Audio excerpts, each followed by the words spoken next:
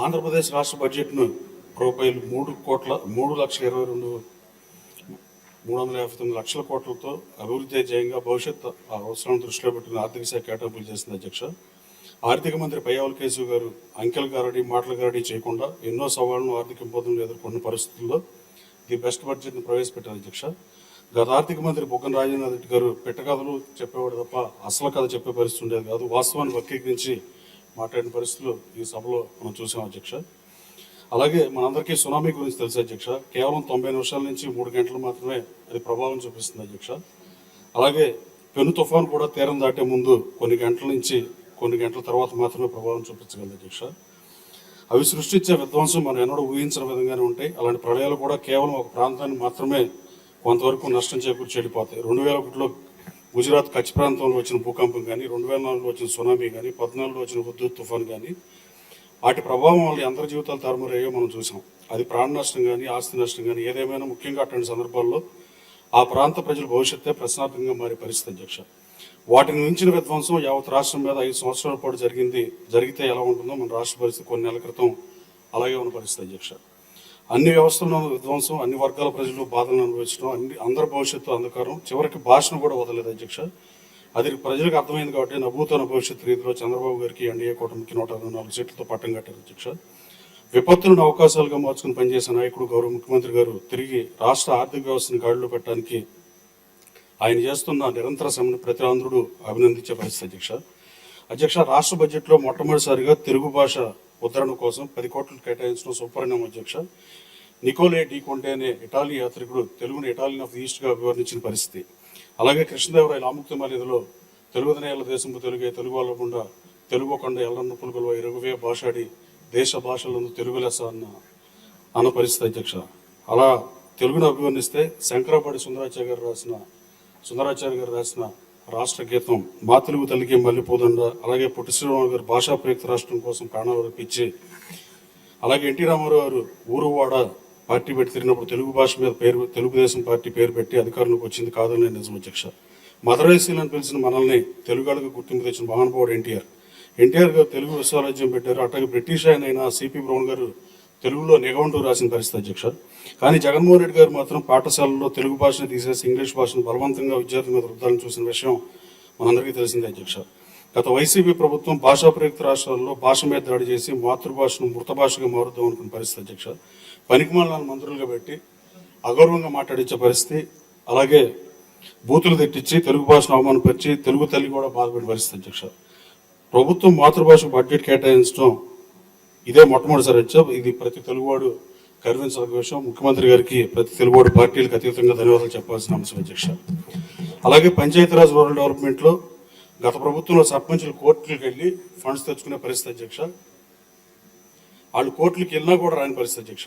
NDA గవర్నమెంట్లో ముఖ్యమంత్రి గారు మరి గౌరవ డిప్యూటీ సీఎం గారు గ్రామ పంచాయతీలు రూరల్ డెవలప్మెంట్ ప్రత్యేక శ్రద్ధ చూపించి 18,840 కోట్ల రూపాయల బడ్జెట్ను ఆర్థిక సేవ ద్వారా ప్రకటించడం నిజమైన గ్రామ స్వరాజ్యంగా ప్రజలు మాట్లాడే పరిస్థితి అధ్యక్ష. ఎడ్యుకేషన్ డిపార్ట్మెంట్ గురించి కూడా అధ్యక్ష. వైసీపీ ప్రభుత్వంలో అనేక పాఠశాలలు విలీనం పేరుతో మూసేశారు. వేల సంఖ్యలో విద్యార్థులు డ్రాప్అవుట్ అయిన పరిస్థితి అధ్యక్ష. స్కూల్ ఎడ్యుకేషన్ అనేది ప్రతి వ్యక్తికి ఇంపార్టెంట్ అయినా ఎడ్యుకేషన్ డిపార్ట్మెంట్ని విద్యార్థులను టీచర్స్ని అతలాకుతలం చేసిన పరిస్థితి మనం వైసీపీ గవర్నమెంట్లో చూసాం అధ్యక్ష. ఎడ్యుకేషన్ మినిస్టర్ గారు గౌరవ లోకేష్ గారు విద్యా వ్యవస్థను విద్యార్థుల భవిష్యత్తును దృష్టిలో పెట్టుకుని సమూలంగా ప్రక్షాళన చేస్తున్నందుకు అభినందించాల్సిన విషయం అధ్యక్ష. ఎడ్యుకేషన్ డిపార్ట్మెంట్కి 31,806 కోట్ల రూపాయలు కేటాయించడం హర్షణీయం. అలాగే బీసీ వెల్ఫేర్ తెలుగుదేశం పార్టీకి బీసీలు వెన్నుముక ఉంటారని, అలాగే బీసీ వెల్ఫేర్ డిపార్ట్మెంట్ ఎన్డీఏ ప్రభుత్వం ప్రస్తుత బడ్జెట్లో కేటాయించిన బడ్జెట్ను చూస్తే అది అర్థమయ్యే పరిస్థితి అధ్యక్ష. 47,456 కోట్ల రూపాయలు ప్రస్తుత బడ్జెట్లో బీసీ వెల్ఫేర్ కేటాయించడం హర్షదాయకం. అలాగే చేతి వృత్తిదారులకు కూడా 1000 కోట్ల రూపాయలు కేటాయించడం గొప్ప విషయం అధ్యక్ష. స్వాతంత్రం వచ్చిన తర్వాత అత్యంత తక్కువ అభివృద్ధి చేసిన ప్రభుత్వం ఏదైనా ఉంటే అది గత వైసీపీ ప్రభుత్వం అధ్యక్ష. ఏ ప్రజాప్రభుత్వం అయినా కొత్తగా రోడ్లు వేస్తుందని చూసాం విన్నాం, కానీ ప్రస్తుత ప్రభుత్వానికి గుంటలు పూడ్చే కార్యక్రమం అప్పచెప్పిన దిక్కుమాల పరిస్థితుల్లో రోడ్లను గత ప్రభుత్వం గాలికి వదిలేసిన పరిస్థితి అధ్యక్ష. ఆ రోడ్లకు మరమ్మతు కల్పించి నిధులు కేటాయించి మరమ్మతులు చేసిన ప్రజలు ప్రస్తుతం హర్షించే పరిస్థితి అధ్యక్ష. గత ప్రభుత్వంలో ఊరు వాడ ఆస్తుల రేట్లు పడిపోయిన పరిస్థితి అధ్యక్ష. గత ప్రభుత్వంలో రాష్ట్రంలో పెట్టుబడులు పెట్టాక ఎవరు ముందుకు రాని పరిస్థితి, నిరుద్యోగ ఉపాధి అవకాశాలు లేని పరిస్థితి, పారిశ్రామికవేత్తలు పారిపోయిన పరిస్థితి, నా నియోజకవర్గంలో అశోక్ లైలాండ్ వంటి పెద్ద కంపెనీలు కూడా ప్రారంభానికి సిద్ధంగా ఉన్నా కూడా వాళ్ళు వెనక్కి వెళ్ళిపోయిన పరిస్థితి అధ్యక్ష. అలాగే రైతులకు సకాలంలో నీరు అందించడం విఫలమైన పరిస్థితి, ఖరీఫ్కి రబీకి గిట్టుబాటు ధర కల్పించలేకపోవడం పక్కన పెడితే 2024 ధాన్యం కొనుగోలు చేయకుండా ఆరుగాలం కష్టపడే రైతు సోదరులు ఇబ్బంది పెట్టిన పరిస్థితి అధ్యక్ష. గతంలో కొనుగోలు చేసిన ధాన్యం డబ్బులు కూడా రైతులకు చెల్లించాలి. మన ఎన్డీఏ ప్రభుత్వం 2 రోజుల క్రితం వైసీపీ ప్రభుత్వం ధాన్యం కొనుగోలు బకాయిలు 1640 కోట్ల రూపాయలు కూడా చెల్లించిన పరిస్థితి అధ్యక్ష. డీసీసీబీలు కూడా చాలా డీసీసీబీలు గత ప్రభుత్వంలో నష్టాల్లోకి వెళ్ళిన పరిస్థితి అధ్యక్ష. వైసీపీ ప్రభుత్వం రిటైర్మెంట్ అయ్యే ఉద్యోగులకు పెన్షన్లు ఇవ్వలేక, వాళ్ళు డబ్బులు సెటిల్ చేయలేక ఉద్యోగుల విరమణ వయసును పెంచిన పరిస్థితి అధ్యక్ష. ఎన్డీఏ ప్రభుత్వం రాగానే ప్రజల్లో పాజిటివ్ యాటిట్యూడ్ వచ్చింది వాస్తవం అధ్యక్ష. వాట్సాప్ కాల్ మాట్లాడే పరిస్థితి నుంచి మామూలు ఫోన్లు మాట్లాడే పరిస్థితికి ఈ రాష్ట్ర ప్రజలు వచ్చిన పరిస్థితి అధ్యక్ష. అలాగే అధ్యక్ష, ఒక చిన్న సూచన అధ్యక్ష, ఏపీ స్టాంప్స్ అండ్ రిజిస్ట్రేషన్ డిపార్ట్మెంట్కి బ్రిటిష్ ఇండియా 1899 రిజిస్ట్రేషన్ యాక్ట్ బదులుగా నూతన ఏపీ రిజిస్ట్రేషన్ యాక్ట్ తీసుకొస్తే అధ్యక్ష రాష్ట్ర ఖజానాకు 1000 కోట్ల ఆదాయం వచ్చే అవకాశం ఉంది అధ్యక్ష. ఇది అసెంబ్లీలో బిల్ పాస్ అయ్యి పార్లమెంటు రాష్ట్రపతి ఆమోదం చేయొచ్చు అధ్యక్ష. రాజస్థాన్, గుజరాత్, వెస్ట్ బెంగాల్, మహారాష్ట్రలో కొన్ని రాష్ట్రాలు వారి సొంత స్టాంప్స్ అండ్ రిజిస్ట్రేషన్ యాక్ట్ని ఇంప్లిమెంట్ చేస్తున్నాయి అధ్యక్ష. ఈ రాష్ట్రాల యాక్ట్ని క్షుణ్ణంగా అధ్యయనం చేయాల్సిందిగా సంబంధిత మంత్రి గారిని కోరుతుంది అధ్యక్ష. అధ్యక్ష, ప్రతి రిజిస్ట్రేషన్ డాక్యుమెంట్కి 500 రూపాయలు సెస్ వేసి ప్రైడ్ ఆఫ్ ఆంధ్రప్రదేశ్ అని ఒంగోలు గెత్తలు, ఒంగోలు ఆవులు కనుమరుగే పరిస్థితి రాష్ట్రంలో ఉంది అధ్యక్ష. ఈ రాష్ట్రానికి గర్వకారణమైన పశు సంపద. ఆ 500 రూపాయలు చేస్తూ ఆ జాతి, ఒంగోలు జాతి సంరక్షణకి ఉపయోగించవలసిన అవకాశం ఉంటే చూడవలసిందిగా కోరుతున్నా అధ్యక్ష. జగన్మోహన్ రెడ్డి గారికి ప్రతిపక్ష హోదా రాదని ఎన్నికల ముందే చెప్పాను అధ్యక్ష. తల్లికి నచ్చని కొడుకు రాష్ట్రపతికి నచ్చే పరిస్థితి లేదనే ఉద్దేశంతో నేను ఎన్నికలకు 6 నెలల ముందే ప్రతిపక్ష హోదా అని చెప్పిన పరిస్థితి. అలాగే అధ్యక్ష, జగన్మోహన్ రెడ్డి గారు ఈ సభకు రాకుండా ఇక్కడ ప్రతిపక్ష హోదా లేదని చెప్తూ రాజ్యసభలోనూ లోక్సభలోనూ వాళ్ళ సభ్యులు వెళ్ళే పరిస్థితి అధ్యక్ష. అక్కడ ప్రధాన ప్రతిపక్ష హోదా కానీ ప్రతిపక్ష హోదా కానీ ఉందా, అది రాష్ట్ర శాసనసభను అవమానిస్తుండగానే భావిస్తున్నారు అధ్యక్ష. 11 స్థానాలు ఇక్కడ ఇచ్చినా, 4 స్థానాలు లోక్సభలో ఇచ్చినా ఈ రాష్ట్ర ప్రజలే ఇచ్చారు. అక్కడొక నీతి, ఇక్కడో నీతి పాటించడం అది కరెక్ట్ కాదు అధ్యక్ష. అలాగే మీడియాలో సమావేశాలు నిర్వహిస్తూ ప్రజా దర్బారు నిర్వహిస్తున్నాడు అధ్యక్ష జగన్మోహన్ రెడ్డి గారు. ఆ ప్రజా దర్బార్లో వచ్చే అప్లికేషన్స్ని, అర్జీలు కానీ గ్రీవియన్స్లు కానీ ప్రభుత్వానికి పంపిస్తాడా, గౌరవ ముఖ్యమంత్రి గారికి పంపిస్తారా, సంబంధిత మంత్రులు పంపిస్తారా, లేదా తన సొంత డబ్బుతో ఏమన్నా ఆ గ్రీవియన్స్ అన్ని అడ్రస్ చేస్తాడో మాజీ ముఖ్యమంత్రి గారు చెప్పాల్సిన అవసరం ఉంది అధ్యక్ష. అలాగే 5 సంవత్సరాల సభానాయకుడిగా ఇదే శాసనసభని 19 నుంచి 24 వరకు నడిపి ఈ శాసనసభకు రానంటం ప్రజాస్వామ్యాన్ని అపహాస్యం చేయడం అధ్యక్ష. ప్రజల్ని ఆంధ్రప్రదేశ్ శాసనసభని అవమానించడం ఆక్షేపణీయం అధ్యక్ష.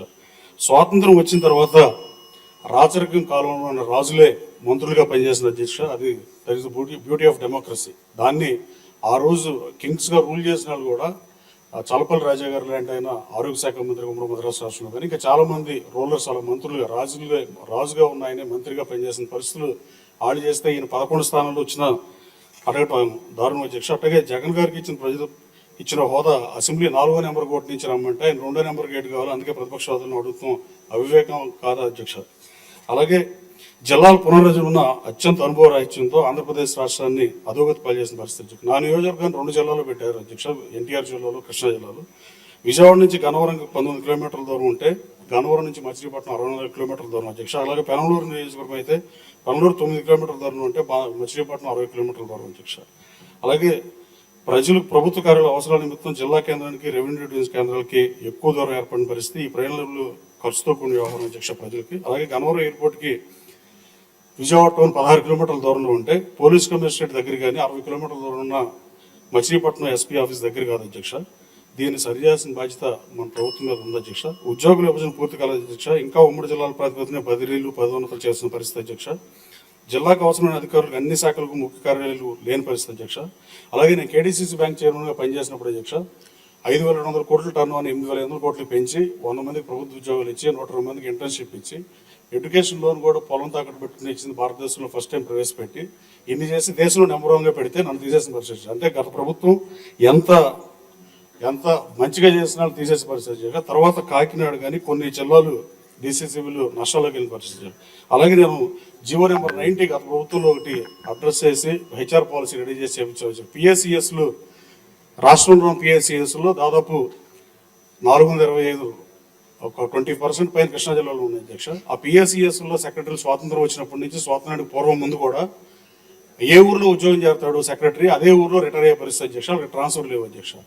అక్కడ బ్యాంక్ ప్రెసిడెంట్ గారు బ్యాంక్ చైర్మన్ కానీ బ్యాంక్ ప్రెసిడెంట్ కానీ చదువులేనైతే వాళ్ళే అధికారం పెత్తనం చెలాయించే పరిస్థితి అధ్యక్ష.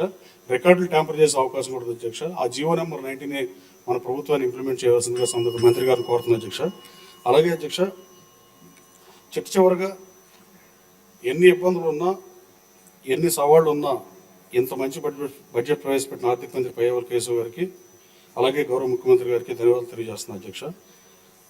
లాస్ట్ బట్ నాట్ లీస్ట్ అధ్యక్ష, స్కూల్లో ఉన్నప్పుడే ఎమ్మెల్యే వాళ్ళని కోరికున్న ఆ కోరిక తీర్చిన గన్నవరం ప్రజలకి మరోసారి ధన్యవాదాలు తెలియజేస్తూ వాళ్ళ కోరికలు తీర్చడానికే పనిచేస్తుంది అధ్యక్ష. కానీ ఒక చిన్న విన్నపం ఏంటంటే మీరు కానీ ముఖ్యమంత్రి గారు కానీ గతంలో మేము చదువుకునే శాసనసభ ఎవరికైనా ఐడెంటికల్ మార్క్ ఇప్పుడు తెలంగాణ రాష్ట్రం తర్వాత 2 ముక్కలు అయింది. ఇప్పుడు తెలంగాణ రాష్ట్ర అసెంబ్లీనే మనకు నమూనా ఉండే పరిస్థితి. కానీ మేము ఎమ్మెల్యే టైంకి ఇక్కడ రాష్ట్రం 2 అవటం, ఇక్కడ అమరావతి శాసనసభ అవటం, ఇలాంటి కోరుకున్నాడు గతంలో చిన్నప్పటి నుంచి ఎమ్మెల్యే ఉన్నాడు ఎవరి నుండి ఆ శాసనసభకి ఎన్నిక అనుకున్నాళ్ళు ఇప్పుడు ఈ శాసనసభలో ఉంటే వాళ్ళకి అక్కడ ముఖ్యమంత్రి గారితో అక్కడ స్పీకర్ గారితో మాట్లాడి కొంచెం పర్మిషన్ ఇస్తే ఒకసారి ఆ హౌస్ చూద్దామని అధ్యక్ష. ధన్యవాదాలు అధ్యక్ష, టైం కేటాయించినందుకు.